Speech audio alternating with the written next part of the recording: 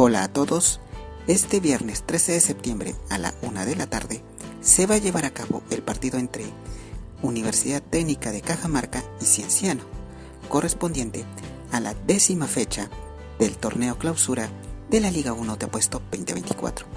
El escenario será en el estadio Germán Contreras Jara, ubicado en Cajabamba, en Cajamarca.